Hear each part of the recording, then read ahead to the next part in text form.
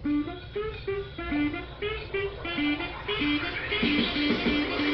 back to the Brayden Podcast. I'm your host, Isaac Hedges, joined by co-host Jacob Fulmer. Well, we're joined today by special guests Brayden Penniston and Draven Johnson. Thank you guys for joining us. Jake, what are we looking at today? Today we will look at the history of Valentine's Day, generational differences, welding, winter sports, news about COVID, and we'll also continue that debate on education. Can't wait. Let's get right into it. Yeah, so I guess we'll start off today with the history of Valentine's Day, since today is Valentine's Day. History of Valentine's Day, sure. So you know much about the history of Valentine's Day, guys? No, not a darn thing, no. Yeah. Yeah. Well, there are a few different legends about it, about how exactly it came to be. Most people, at first glance, they say it's fairly modern, just another one of these different commercial holidays, so they could sell candy hearts and different things. But it goes a little further back than that. It's actually named after Valentine, Saint Valentine. So it was originally the feast of Saint Valentine, a saint who was martyred in the year 740 BC. So it goes pretty far back. He was martyred under the Emperor Claudius II Gothicus. And there were a number of different legends about Saint Valentine, and one of the common ones is that he married couples in secret to save husbands from having to go to war, and sort of the patron saint of couples in that sense. So that's sort of where Valentine's Day got its start. So a bit more history than first meets the eye, if that's something you hadn't previously heard of. What else are we looking at? So, if you were married at that time, did you not have to go to war? Was that a common thing? Well, I guess it was. I think at one time that was common, that the men who weren't married yet were the first ones who were drafted in war. So I'd say that was part of it. And, of course, during that time, you would expect, you can't just get married now, so you can't go into war. But that's what he did, perhaps in secret. So that's one of the legends, one of the most common ones around Saint Valentine. And you guys also think that Valentine's Day has kind of lost its meaning, It's kind of just buy candy, everybody's got a box, everybody gets something. Right. It's no longer about couples. Right, like a number of other holidays. Yeah, it's all just buy stuff. Commercialized, where it's considerably lost its meaning. Like in our school where they're like, sing a grand, right. candy bars for your That's entirely what it's about, right? That's all it is now. Valentine's Day meat sticks of all things, Yeah, that might just be a Midwest thing. Valentine's Day, Valentine's meat stick. So what else are we looking at, Jake? Well, we're also going to be going into talking a little bit about some of the differences of different generations. So when you think of different generations, what are some of the biggest differences? Money. Age. Right, that's part of it. Well, of course, age. That's the first thing that separates them. So that's the most obvious thing. And I guess we're all part of Generation Z, correct? Yeah, I might secretly be. Yeah. I secretly. A millennial. I see. Well, and we know, of course, previous generations. What sets the previous generations apart from, say, ours, or even ones previous to ours? I don't know.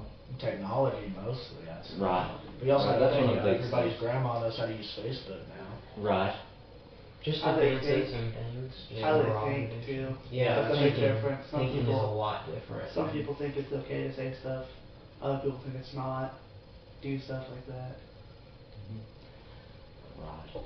Also, people say you can't teach an old dog new tricks, but I don't know. I feel like as you get older, maybe it is harder to learn new things, but Right. they definitely can do it. Right, they can. Yeah, I think the amount of innovation that we've seen with some of the older generations to the new technology really is a good example of that. It really proves it. I think it comes down not less to generational, more towards personal, where somebody's out to get it, out to get there, make money in the world. They can definitely learn how to use new things. Right. They certainly can.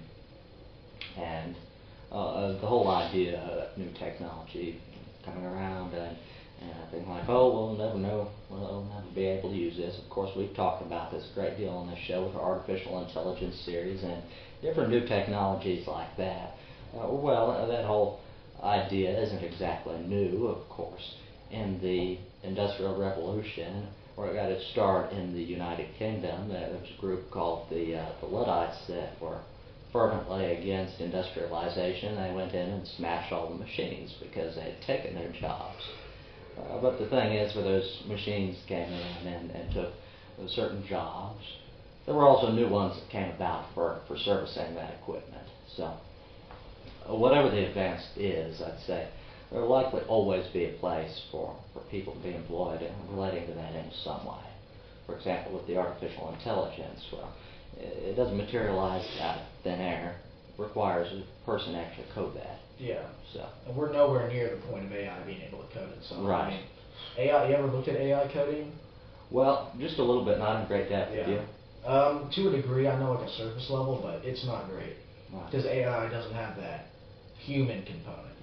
Right. The being able to look ahead, problem solving it's good at, but not so much being able to look at a whole picture because you can't even really teach an AI that. Right. Good. Yeah. Well, at least not yet. I think there's a possibility that it could be added, but when you look at AI, like what powers it and just kind of the basics of it, it would be really hard to assume that something like that would happen quickly. In the grand scheme of things, we're pretty low into AI. It's still being innovated every day. There's something new. I mean, look at AI voices. For the longest time, they barely worked. Absolutely. And now they can replicate characters, all these things. It's crazy how realistic they got. Yeah. Especially with like pictures and stuff. Yeah, my grandpa watches AI videos all the time. Like reading stories and stuff with AI voices. Entire videos made by artificial intelligence. I don't know about made, but completely read out all the pictures, completely AI. But very obvious. But he just doesn't know it. Because he doesn't know anything about AI. Wow. Interesting. So, again, it's improved a great deal. These different things, these images and voices, they've become more realistic in more recent times, but relatively this still is fairly new technology that's in its infancy. So it'll be recent to watch that development, and we'll continue to cover that in our ongoing artificial intelligence series. Now, that relates, of course, to the current generation. We're all part of Generation Z, as we said. And for some time, until fairly recently, we were the youngest generation living. That isn't the case now. After Generation Z, there are actually a couple. There's Generation Alpha, immediately following Generation Z, and then Generation Beta, which would be the newborns. If you were to be born today, you would be part of Generation Beta. Do we know much about either of those groups? Do you know when beta starts? I don't know exactly, and I believe it's the beginning of this year, like 2025, maybe part of 2024. I think there's kind of a loose interpretation. And that is the tricky thing, right? As you said, a loose interpretation. Again, there really isn't a universal standard with generation. There's a little bit of wiggle room on the start and end dates of each generation. For example, Generation Z, some folks even split that up into I and Z, so it's not a universally agreed upon standard for that, so it can be a little iffy on that front. But what do we know about Generation Alpha and Beta, and what sets them apart from previous generations, would you say? Definitely access to technology. For younger. 100%. Right. Well, now Generation Alpha is known as like the iPad. Right, I've heard that. Kids. Yeah, right, because they were kids, born after the iPad. Yeah. Like Generation Z, I remember from at a very young age, we're really one of the first generations to be born with access to a computer, and then later on, soon after we had the iPhone, and then quite a bit after we had the iPads. So now Generation Alpha, they're considered iPad kids because they were born after the iPad, and like many in our generation were raised by a television set. Generation Alpha, many of them are, at least stereotypically, sort of being thrown an iPad and just raised by that, which is generally regarded as negative because they're seeing that more so than any sort of real human interaction, something that they might learn more from. What do you guys think about that? I mean, there's definitely learning potential on the internet. Right. I don't think kids should be getting access Right. to as young as they can. At least not as much access as the majority of the iPad kid generation Alpha has had. I would say that's a little bit too much. I mean, we don't even know the full effects of being able to constantly use the internet, constantly on TikTok, constantly on this. And I can't speak much. I'm addicted to YouTube Shorts as much as the next guy, but it can't be good for kids to be on their phones all the time, freaking out if they don't have it, I got a cousin who bit her mom's phone because she couldn't watch TikTok on it. She bit it and put a crack in it. Wow. Oh my goodness. Really? I also got a crazy family, but Sure. hey, they're crazy, man. Gen Alpha. So They love the technology. speaking of TikTok, Jake and I here don't frequent the application. Yeah. I know that there's been a bit of changes recently about access to that. Of course, there's been a lot of reasonable concern around its ownership, and it's my concern that the ownership actually hasn't changed. They still have the same ties with the Chinese government, which are legitimate security concerns. But do we know if you go in and try to access TikTok today, is that something that's currently accessible? Because we know that it wasn't for a little while. Is it back now? It is for me. I don't use it, but I'm pretty sure it works. Yeah. It works for me. I was using it before I had time on my phone, but people who deleted, I heard people who deleted it aren't able to get it back because They can't download Yeah. it. It's only previous people who have on it. the app stores. In fact, we may have covered this a bit earlier on the podcast, but it was another thing relating to this. If you'll pardon that interruption, having a call into the studio. Anyhow, regarding those things and looking at what was I talking about?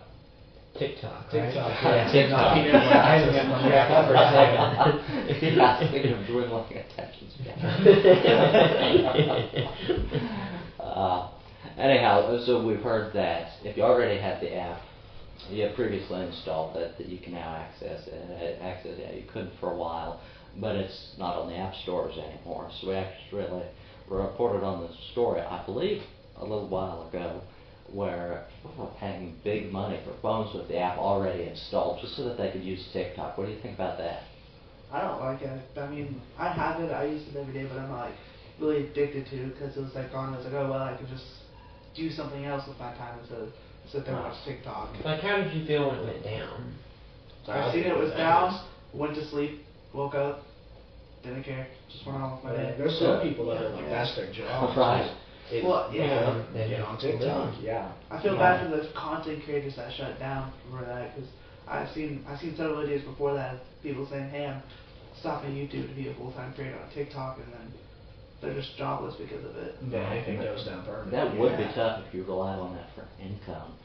Do you know, are there a lot of people, presumably, that do this? Yeah. Sure, yeah. People make money off of it. I mean, there's a lot of newer content creators on YouTube and stuff started on TikTok. It's just such a good platform to jumpstart off Yeah. of. You can sit there and be like, you can still make, a lot of creators can sit there and spend years and years and years and barely, maybe even make 100,000.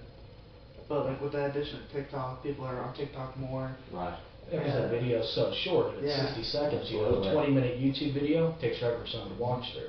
Right. A person can go through like hundreds of TikToks a day and barely even notice that they're wasting all their time. Absolutely, and it's that way by design. The short little videos Yeah. sort of play tricks with you. They're like, oh, I have time for this, I have time for another, I have time for another, and you can see how that could quickly And then you get just out of never hand. stop watching it, right? Yeah. Yeah. Right. Right. So, anyway, that's been a major part of Generation Z, of course, our generation, and possibly even, I wouldn't think a huge part yet. It would be concerning maybe if it were, but maybe even for Generation Alpha. So Yeah. we'll talk about that. It seems like the Generation Alpha will be known for using artificial intelligence a lot more than our generation and any generations before us. Like Right. our generation was known for Tide Pods because our generation for some reason was eating Tide Pods. There's this iPad. Yeah, absolutely. Remember Quite a the legacy crazy there. clowns? Oh my You god. eat so yeah. much stuff, yeah. And then the real question is, where will we be at by Generation Beta, the new generation that's being born right now? Yeah, we can't always assume that we're the most like modern, technically advanced generation. Right. You know, at some point, we're going to be the boomers. Right. The millennials. Yeah, still using our computers. instead of your neural interfaces. Yeah. Grams. And there's always some inclination to want to believe that, oh, of course, we're the smarts, we're the most advanced, but naturally isn't the case with this new technology. Of course, like you said, artificial intelligence currently being developed. It's probably going to end up being more associated with, say, Generation Alpha. Yeah. So we've looked at Generation Z, Alpha, and Beta. Now, if we take a step back, before that we had Generation Y, otherwise known as the Millennials. What do we know about them? We know they're. When did I don't know, dude. I don't even know anything. When about did it millennials. start? No, That's a big like. millennial. I believe that would be like right in the early 2000s, like Yeah, the late because of the 1990s. Yeah, So like we're right like around the the first- moment. Anyone past 1999 and before, like. So maybe we're no before that. I don't know, dude. So we're really the first of Gen Z, and then kind of like the first couple of years. Yeah, I think It would be- millennials are in their Yeah. 20s, huh? It would be kind of like the young adults, like 25 to like 40 years old, so in that range. Right. So that's before even the passing of the century. Mhm. Yeah. Yeah. Right. I Well, that's don't know. fair. And I can't say I really know a whole lot of people that are millennials. I have a cousin that's a millennial. That's about it. Of course, we're all part of Generation Z. My parents are Generation X. My grandparents that are living now, they're baby boomers. And I had a grandfather that's part of the silent generation, but it skips over. I don't know about you guys, but I never knew a whole lot of millennials. Yeah, same. Mine's the exact same way. Yeah, I would say that I don't know a whole lot about Generation Y, or as you said, the the millennials, as we've Yeah. been talking about here. Uh-huh. And what does seem to be interesting about it is I feel like when you go before millennials, it's like kind of almost like current technology, modern technology. Millennials are kind of in the middle because then you go afterwards and there was like a huge advancement. Yeah. But it almost seems like in that millennial generation that there really wasn't a whole lot of technological changes. Right. It's like a lot before and a lot afterwards. There Is that your wasn't a guys' whole lot. perspective? Right, I think so. And kind of one of the stereotypical things that we've seen with millennials, of course, they were born before all of this, but maybe later on, probably like when they were about teenagers. One of the stereotypical things with millennials is that, they got their smartphones and became addicted to them as teenagers. So that's probably a major thing. They weren't born with it, the way generations today would be. But sort of relationship to it there. So, and that is about the extent of my knowledge of the millennial generation. Yeah, I mean, here's kind of the way that I look at it. Generation Y kind of was, just starting to become addicted to phones. Generation Z, addicted to social media. Generation Alpha, potentially Beta, addicted to artificial intelligence. Right. Which we don't really know that yet, but it seems, if we go based on history and based on timing, that would kind of be the assumption, maybe. Do you guys agree with that, or have another thought on that? Because there is the real idea of AI intelligence taking over entertainment. Right. That would be that would be wow. If that were to actually happen, I think this is. I think a lot of something people that really enjoy gets the to jobs. Yeah, I mean, think Not about the content creators. look how much people pay actors just to be in things. Right. I mean, what if people form parasocial relationships with anything? Right. I would not be surprised if people can form one with an AI. But I think they have, and in fact, Yeah. recently I saw a story where this woman had personalized ChatGPT. There are different ways that you can go in and personalize your ChatGPT, and long story short, she effectively programmed this ChatGPT to act as her boyfriend. Well, she was on a trip, and she found that, of course, there's a limited number of messages that you have on the free plans, so eventually she was like, oh, well, this is really nice, and so she paid for the next plan so she could get more messages. And now she's messaging him so many times per hour, and then she had to pay for that next plan up. And it's as if, like you said, parasocial relationships, like she's treating this as if it's actually her boyfriend. Now, the interesting thing is, she's actually away right now, but she's actually married, and her husband's aware of this. He doesn't have an issue with it.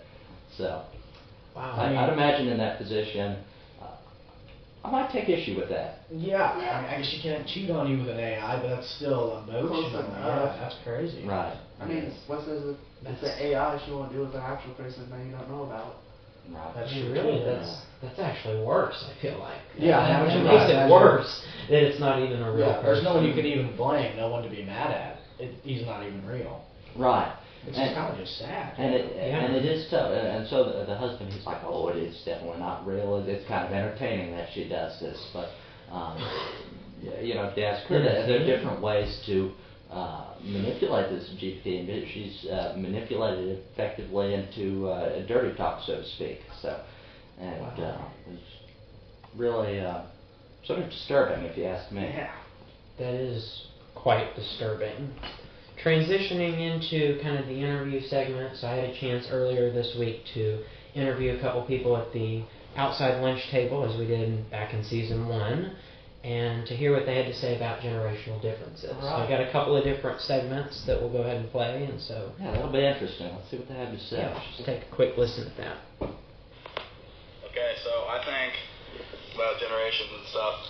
So older generations, I think they were a lot cooler because everybody didn't rely on technology and stuff like that.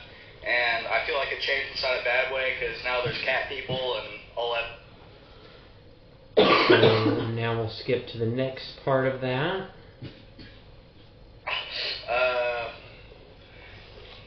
Video games have definitely changed, but I prefer older video games because I feel like they have a lot more like story and cool stuff behind them, except for Red Dead 2. That's pretty cool.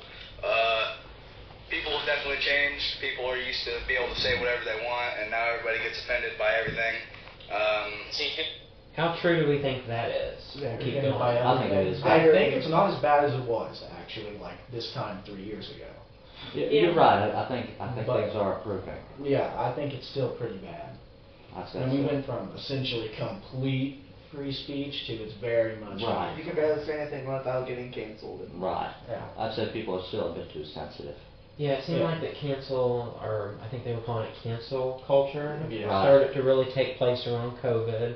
Now that that's eased up and now that we've gotten Right. past that, it seems to have kind of gone away a little bit. And it also doesn't really work anymore, you know. It kind of was a big cultural movement at the time. Now it's kind of just looked at as ridiculous. Right. But it still could have some Yeah, it can have relevance. implications, I think too. there are still some things. But let's see what the rest of the interview was here. Like that's part of the newer generation. Yeah, newer generation do not recommend. I hate being part of it. That's about it, yeah.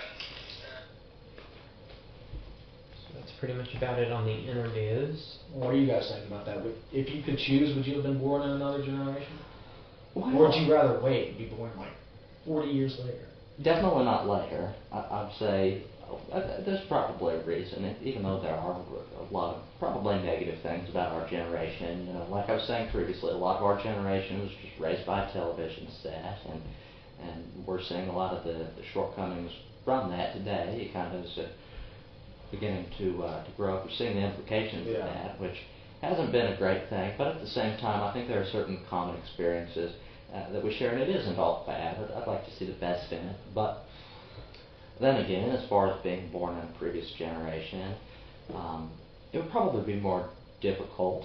We would probably live at a time today when things are about easier than they've ever been as far as living goes. Yeah. Though it would be interesting. I personally always had sort of a fascination with the roaring 20s, say, being born in the 1910s and being a young adult in the 1920s. That would be an exciting time. I'm a big fan of jazz.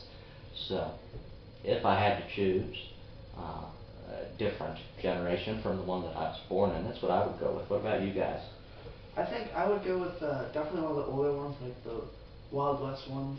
That would be interesting. I like the culture back there and stuff. Right. Like That would be really neat, the Wild West. Like we would like being able to ride on horses and Right. having all that, no technology. That would What be about you, interesting. I would say maybe the millennial generation, really. Okay. Such as And I guess, so yeah, I mean, maybe like 15 or 20 years earlier, I feel like the current technological advances that we've had I would like to be kind of an adult when those were to happen. Okay. Like when artificial intelligence and the smartphones and all that, when that came about, I would have liked to have been an adult, maybe. Right, there's So- something to that, and that's because we see with employers now, before they hire anyone, usually they're doing social media scrubbing. They're looking at all of that, and now a lot of people that are hiring that are gradually going into the workforce as part of our generation, and they're looking at it. You know, something comes up, some stupid thing that they posted when they were 6, and that might be the difference between them getting and not getting the job. So there's something to that. Say, I wish, I had just been born older.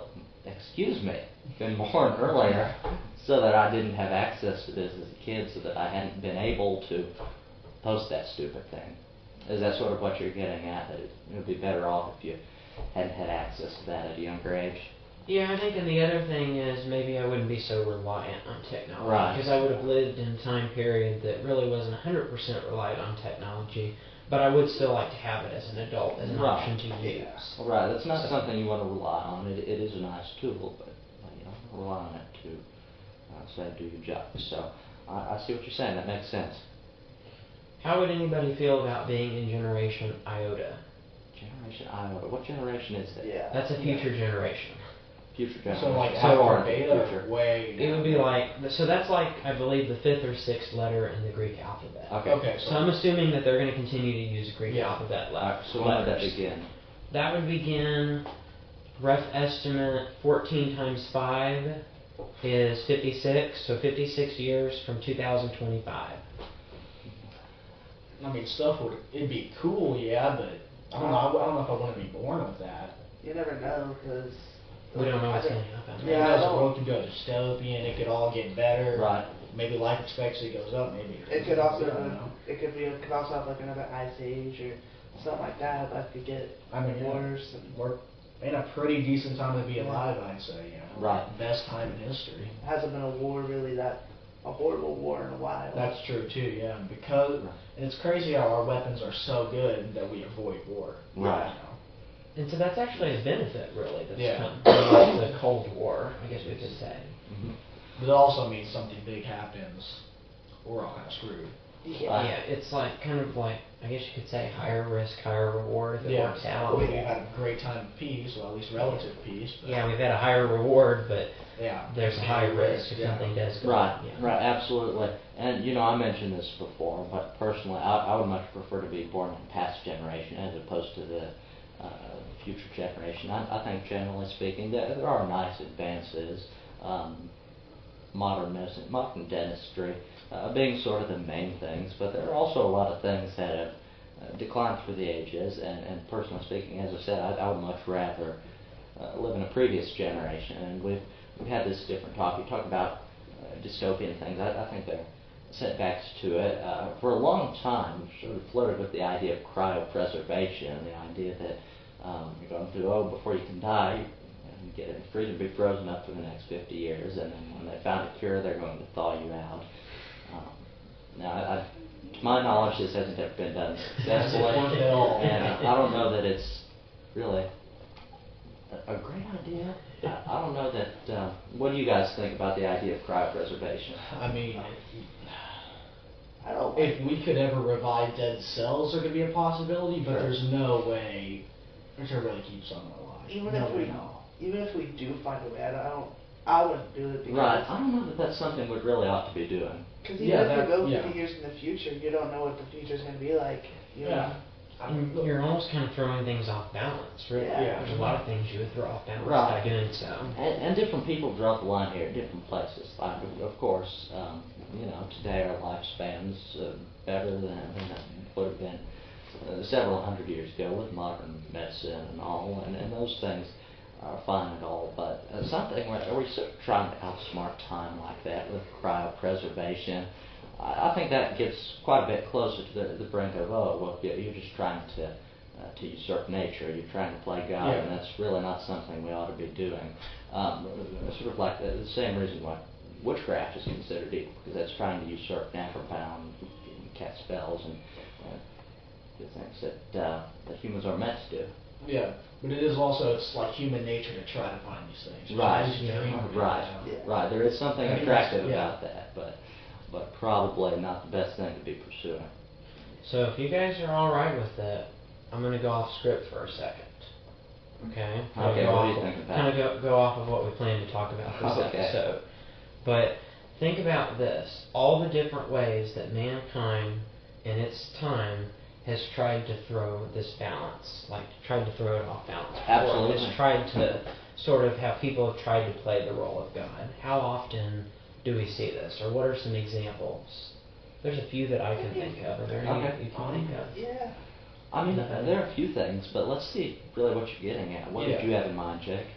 Well, so I've heard that there's a lot of concerns about how in California it's all burning up right now. And in other areas there's getting too much rain and snow, and so there's a lot big difference between drought and deluge. And so there's some people, scientists out there, who want to try to control when it rains and when it doesn't rain. Huh. Interesting. Does anybody think that's a bad idea? Because I certainly Yeah. do. Yeah. If you Yeah. mess with it, because then you mess with them, it can mess up the ecosystem forever. Right. So we have that as an example. Another example is bringing in like another species that doesn't really exist, or one that has been extinct for thousands of years. See, it's a cool idea because everybody wants to see a dinosaur. Everybody wants to see this. Yeah. But we really should not pursue it. Right. Think of Jurassic What's the Park. actual positives compared to the negatives? You know, what good actually comes from that besides the fact that we can? Right. And you could say like when they introduce wolves back to an area, but they end up overkilling something else, so then they have to get rid of the wolves somehow. Yeah. I think nature is best at playing itself out, you know. Yeah. Like if an animal's going to go extinct due to a natural predator, it happens, which is completely different from when we're making animals go extinct. But still, we shouldn't be completely trying to control nature. It's so volatile. It's such a force that we can't even think to like fully comprehend. I think it's better to make our lives the best they can without messing with it. In fact, if I'm not mistaken, one of the examples was bringing back a new species potentially as early as later this year or next year. Really? Do you know what species that is? Woolly mammoth, right? Yeah, it was the woolly mammoth. Yeah. That's Woolly what it mammoth. was. Yes. Is that really something we'd want to see? See, even I mean, they say that it would work because they're so used to the cold that you could keep them in the cold and they can persist on basically nothing, like on very frozen grass because they're able to. But what use would we even get out of them? Yeah. We wouldn't even see them because they're so cold we don't go there. Well, Right. Even then, would it not be more efficient just to ship food to somewhere instead of trying to grow a woolly mammoth there? Right. Right. I feel like they're That just would trying to make do more it sense. because they can do it instead of the adamant. Right. Exactly, Benefiting yeah. us, they can do it. I think there's so much stuff now we do just because we Right, can. absolutely. That's a Yeah. great point. Oftentimes, is things with scientific advance, we're so worried thinking about what we can do that it's seldom that we do step back and think about if we actually should do it or not. Yeah, it's a fine line between advancement and Right. making our lives better, but inadvertently making them worse. Like, look at even technology entertainment. Yeah, I think 30, 40 years ago, people were much happier than they are now. And maybe it's just because people are more open about that now, but I do feel like as of recently, people are just a lot more mobile. I agree with you. I think so. Yeah. And another example of that, where people have sort of tried to usurp natural balance, is sort of the cloning of stem cells. We're trying to replicate animals here. Yeah. Now that's been done before, and there are certain ethical concerns with experimenting like that, because when you go into experimenting with those, you know, naturally the first time you try it, it's not going to be successful, and still the chances are like that. The chance that one of those clonings is going to be successful is pretty slim, and the other cells are just going to kind of die. So there's a lot of waste going on there. And again, what benefit would there be? Like, several years ago, there was a study where they did that with sheep, where they were cloning sheep. Yeah. Right, they cloned a sheep, and why? Why do we need a sheep just like that one? You know, people do the same thing. You heard about cloning their dogs after they die. Right. I think that's morbid, you know. It's a thing that everybody goes through. Right. I wouldn't say that it's necessarily unhealthy to go through a dog's death, you know. Yeah. Trying to replace it with one that looks exactly like it, expecting it to act the same. Right. It may genetically be the same, but Right. it's not the same dog, you know. It doesn't help you grow just to do that. My Yeah. concern with stuff is like that is like with the stem cells you said, you could say they'd be trying to be here and some like old timers and stuff like that. And then Right. something goes wrong, like in the movies and stuff. That could very actually happen. Great. Yeah, I would say the craziest example of this that I can think of is someone who tried to replicate an animal, and I don't remember what the animal was, but in order to make it more powerful, like I guess one that looked better and had better strength, and then they were Right. going to sell it to get money. That was their plan of how to get money, was to sell the replica, or maybe it was the fur or something to do with What was that. it for, like dog fighting or something like that? Like to make a stronger dog. I can see people doing that. Yeah, and then Absolutely. they used some chemicals that they weren't supposed to, and then eventually they got thrown in prison for it. And really, it's a similar sort of concern to the whole Frankenstein's monster thing. Is that really something that's ethical to do? Sort of mad science thing there. Yeah, or like with stem cells, if stem cells replicate, would that not be attempting to create our own life? Especially with, look at the way stem cells are made now. It's very morally ambiguous. How do you Right. make them again? They have to like essentially create an embryo and kill it and harvest it. You could also do it from bone marrow too. I know that. I don't know Yeah. too much about it. I did a paper in it in freshman year, but So, Right. if I remember, you can either get stem cells from your umbilical cord when you were born, bone marrow, embryo, yeah. stuff like that. And the problem is if you don't get that, they think like yes, they can create a cure for Alzheimer's Right. and stuff like that with the stem cell. But then you'd have to take a pill every day, anti-rejecting pill, because your body wants to reject it. Or at least theoretically, Yeah. they can create a cure for it. I don't know if there's any evidence to prove that it could. There's a lot of evidence saying that they might be able to, I'd say. Right, and speaking of that, sourcing those things from your umbilical cord or something like that. Yeah. Well, that brings up an interesting point. We've seen this with the sheep, and it took them a long time to actually do that successfully with a great deal of waste. At what cost, and why exactly do we need to do this, or should we even do it?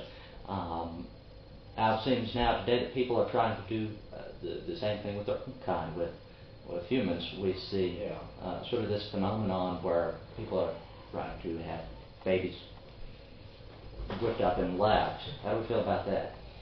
I can see how it can help out couples that can't get pregnant, but Sure. at the same time, I get some sort of religious things, you can think Right. it's God's will or not, but I still I don't think it should be done. I don't think life should be artificially created. It's such a slippery slope, too. Right. A lot of religious concerns, certainly, but those aren't the only ones. Exactly, It turned out to be a terribly effective process, because when Yeah. you go in for the treatment, you have to bring in 7 or 8 embryos, and you'll be lucky if one of them actually sets and works. And there have been all kinds of mishaps. There was a story ran by, of all papers, New York Times here recently about this terribly tragic thing where there was a mix-up in one of these labs, and this couple ended up with the wrong child. So they're faced with this impossible question of, do we tell this child, do we do the switcheroo and switch out this child who knows us as our parents, or do we take the other one? And it's just terribly tragic. It seems pretty unnatural and like something, I don't know that we ought to be doing it. What do you guys think? I don't know. I'm not completely set in stone, but I think especially right now when it's so early on, definitely not. I said so. Jake, Brayden, you guys have any thoughts on that? I agree with what you guys said. I don't think we really Yeah. should be doing it. Yeah, in fact, I'm not even sure that we should have artificial intelligence. I think it's one of those Yeah. things where it was released too early, and now we're seeing the consequences of it. And I don't even think we've seen all the consequences. Think about phone scammers and stuff. How easy will it be to get a small amount of computers and run a bunch of AI off of them, Right. just constantly calling people? I mean, I don't think it's happened yet, but it most definitely could. Yeah. Right. Especially with AI able to replicate almost any voice now, you can make it sound like anything. Yes. It is.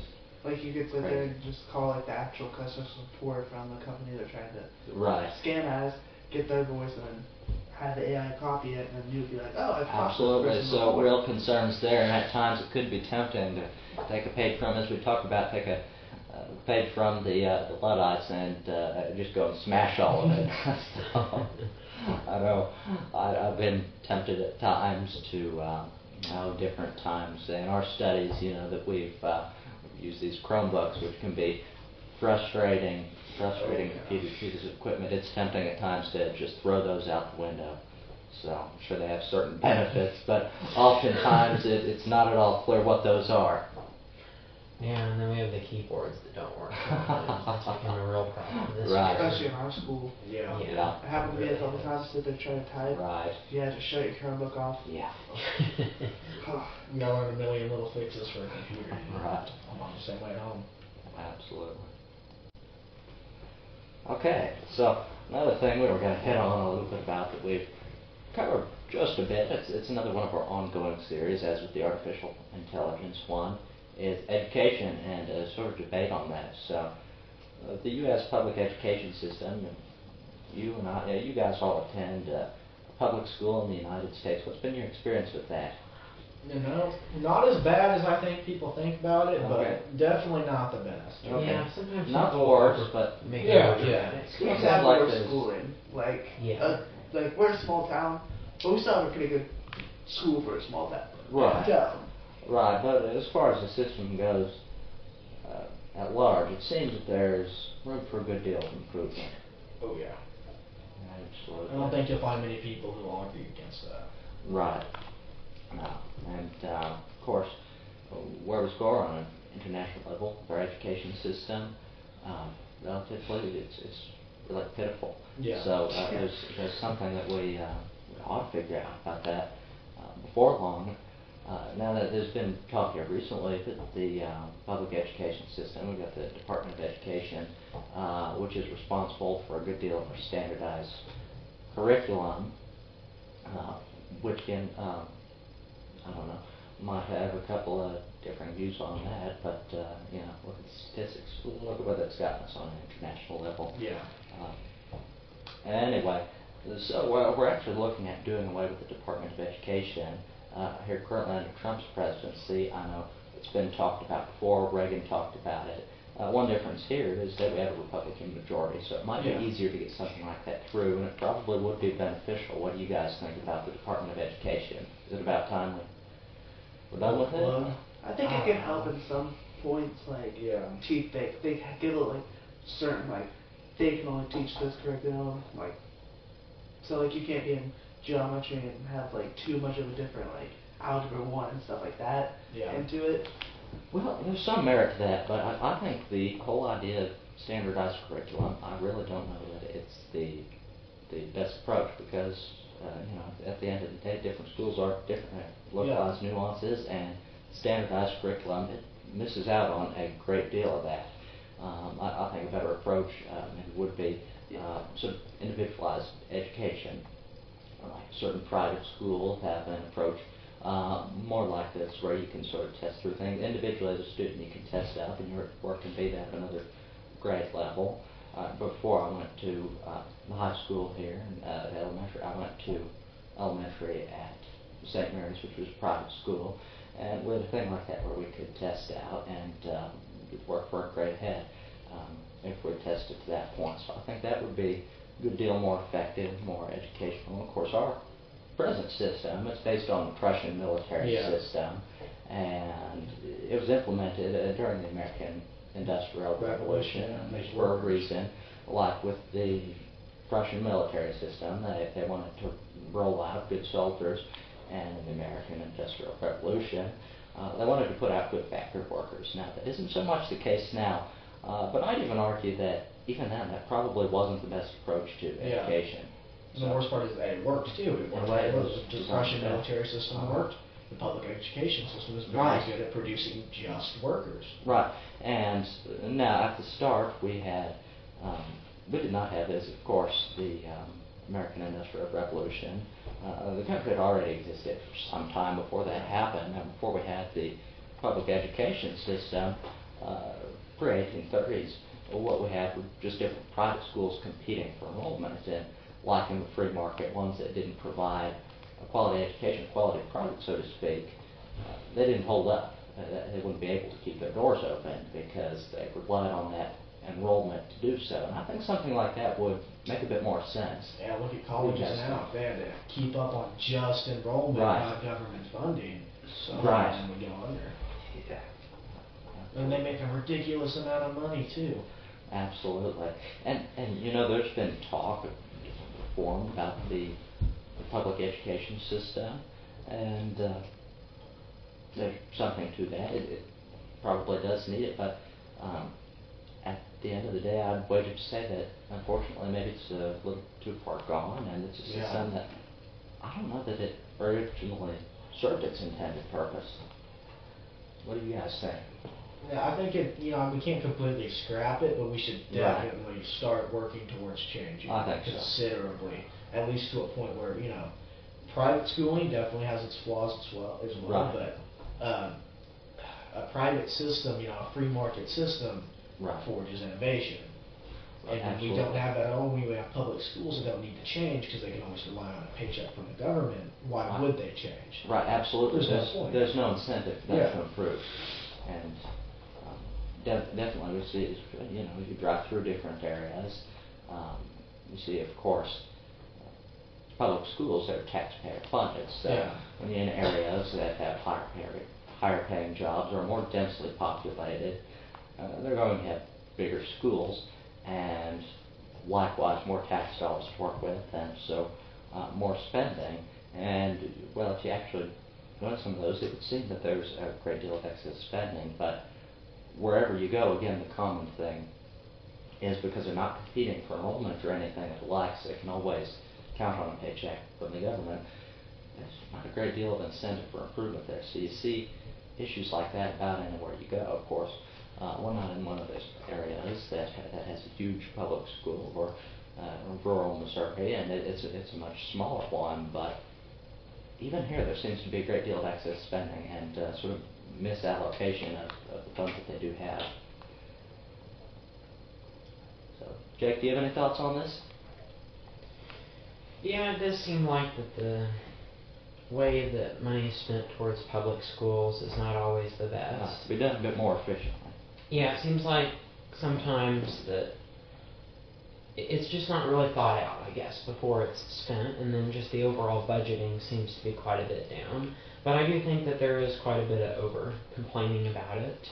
There are definitely some faults within it, but maybe not as extreme as most people seem to think that it is.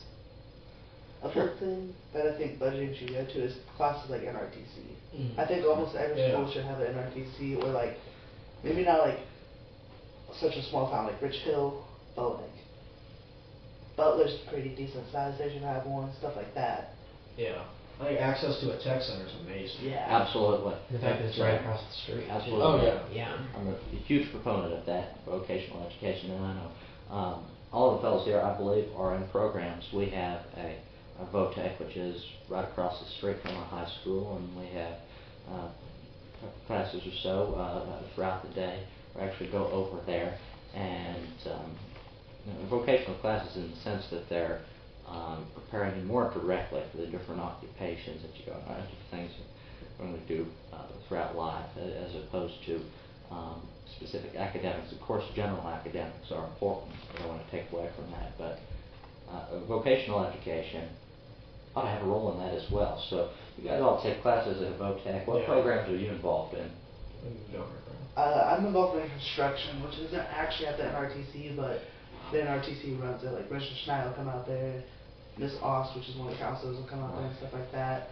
And it's construction. You have to Right. take an OSHA 10, you get certification, learn how to use the tools and stuff. Right, and that's a major component of that vocational education is the, we call it IRCs, or the industry recognized credentials, which when you go out into the workforce, it's going to give you a big leg up when you already have some of these certifications like OSHA 10. So you say you're in construction, and it's not actually at the VOTEC, so presumably you're actually doing a bit of hands-on construction. Oh yeah. Okay.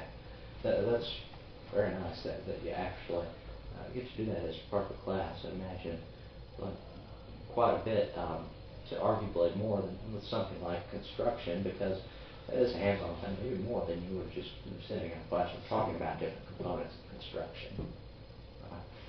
So, what program are you Yeah. involved in, Brayden? So I'm in engineering, which I've been in Engineering. there 4 years. I'm Okay. capstone now, and I also my main thing is welding. Okay. Welding's what I plan on doing after school and all that. And before this class, I didn't even have anything to know about welding. I'd never welded before. I didn't know any terms, anything. Like pretty much my whole basis on my future is off of that. Right. Like all off of the classes from the boat tech. Like without that, I don't know. I don't know what I would do. I've learned a great deal from the programs of Tech. I know that. Jake, what program are you in there? Business program. Business Similar program. to the one, or is the one that you're in as well. Right, and it'll come to no surprises to many of the listeners, but I'm also heavily involved in our business program at the Votech. I took interest in it early on from freshman year. I have a family background in business, but even so, there's a great deal that I've learned from it that I never otherwise would have. I was able to get involved with it freshman year. And another big component of these different programs, the different departments to varying degrees, but a common thing with this CTER, Career and Technical Education, as it's now called, otherwise known as vocational education, it's also accompanied by these career and technical student organizations, or CTSOs, that are integrated to varying degrees into classroom instruction. As for Jake and I being in the business program, we have DECA and FBLA, which stands for Distributive Education Clubs of America and Future Business Leaders of America. And take DECA, for example. That's considered not an extracurricular organization, but a co-curricular organization, with the idea that it's partly integrated into classroom learning, but there's also a component of that where you can take it a step farther and sort of employ those things outside of the classroom. So these chapters, they have elected offices on a chapter level, something I've been involved in for a while. They have state level offices, which I was able to do last year. In fact, in the background, you'll see an old campaign poster that I used from one of the offices that I ran for with DECA. So a great deal of opportunity on that front. Yes. Now, Jake recently joined the business program. What's your experience been with it, Jake? I think it really depends on how involved you get. There's some people who are very involved and others that aren't. So, Right. But there's a lot of opportunities out there. So absolutely, a lot of interesting stuff. Glad I belong to that program. I learned quite a bit of it. I don't know about you guys, but anyway, it has been really beneficial.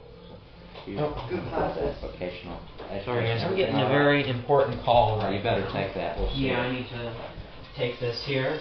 You guys keep going and I'll come back shortly. You'll have to pardon the interruption, folks. Jake's having an important call, so we better let him take that. But we will be here in the meantime at that discussion. So, a lot of interesting things going on there. Took a spot. Very nice. That works. The teachers at the tech center are great. Right. Not all of them. I mean, I'm not gonna say anything bad about my instructor, but Yeah. he has a lot of years in the job, so he said something. He said he expects you to do it, but he's taught us once in the classroom a week before this or sometimes. Sure. Yeah. And we aren't the smartest in construction, so we forget, and then he gets mad and yells at Right, us. and with that, it isn't anything. There's some art in prayer. So, as I mentioned, these career and technical student organizations that accompany these different classes. Are there any of these organizations that are tied to the programs that you guys are in? What do you mean, what organization? Like FCLA. Career and technical student organizations that would take this step. With welding, not really. No, it's kind of its own Okay. thing. I mean, Would you since there's like you said you went to The competition. the competitions, would you count Yeah. that as one of those? Sure. we do. Yeah. We just did the MWI competition. Okay. American Welding Very Academy nice. is coming up. Sure. We got Grand River and Sure. March, you know. Well, it might not be a formally recognized organization, but you're getting a lot of that extracurricular activity too Yeah. through the program. So. I mean, we do practice after school, and that's the thing too. The teacher does not, or the instructor does not at all need to do that. You know, Right. it's not in the job description. Hey, take 3 hours out of your day Right. to train us up. Absolutely. But it still does. And I've noticed that a bit too with the business program. We've got Yeah. a couple of business instructors. They both seem to go above and beyond with these different competitions, all the different things we travel to. A lot of those are not necessarily being paid extra.